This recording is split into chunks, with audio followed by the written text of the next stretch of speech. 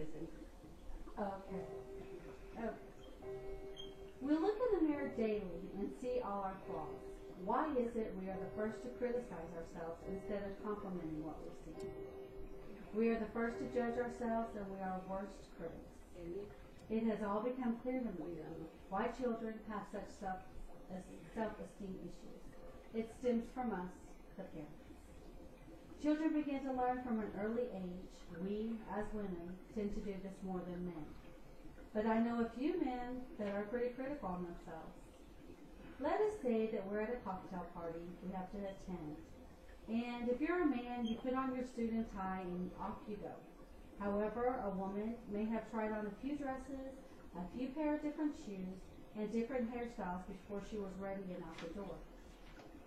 Now imagine, you are that woman getting ready and your young daughter is watching you get ready. Let us say during this time you called yourself fat once or twice, and then you mentioned you look ugly or horrible.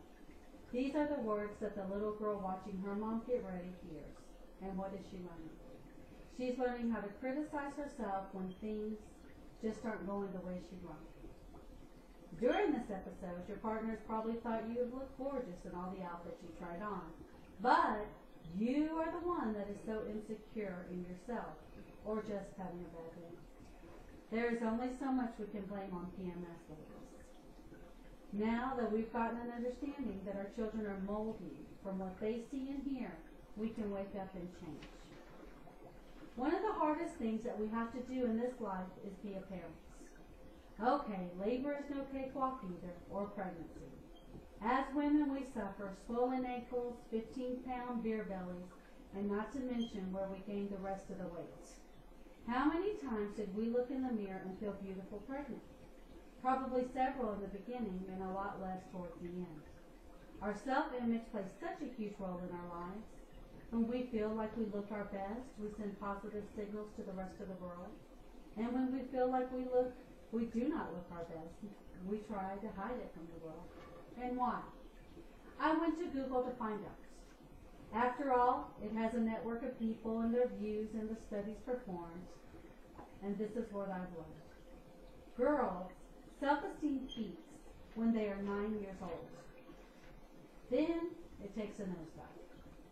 This is from Robin F. Goodwin, who writes for the New York University Child Study Center, and her website, Source Carol McGraw. We also learned that girls who watch TV commercials featuring underweight models lose self-confidence and become more dissatisfied in their own bodies.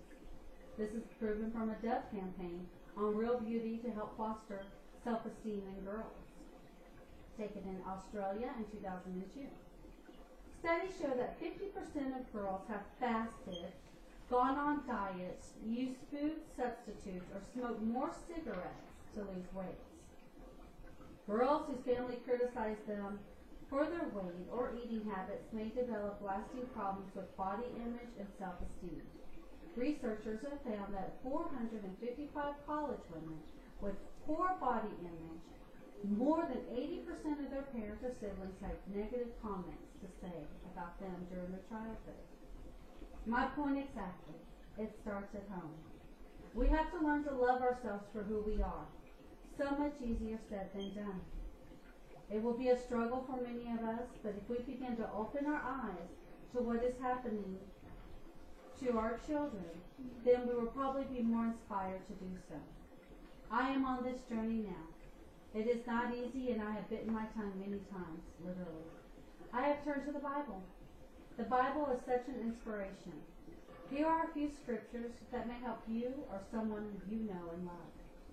From Psalms 37:4, delight yourself in the Lord, and he will give you desire of your hearts. Philippians 1:9, and this I pray, that your love may abound still more and more in real knowledge and discernment. Genesis 1:26-27 says that we are made in his image, the very image of God. Imagine the very image of God. Psalms 139:13-16 says that we are fearfully and wonderfully made, and all the days of our lives were written in God's book, before we were ever born, confirming God's prior knowledge and plans for our lives. That also God has chosen his children before the foundations of the earth were formed. Ephesians 1:4. Ephesians 1:13-4. We are told that we are God's own possession, chosen for the praise of his glory, and that we have an inheritance in heaven and him as our children. Our self-worth is too often based on what other people tell us about ourselves. The one true authority of our self-worth is Jesus Christ. And since he gave his own life up by dying on a cross, that should tell us how valuable we really are. Thank you.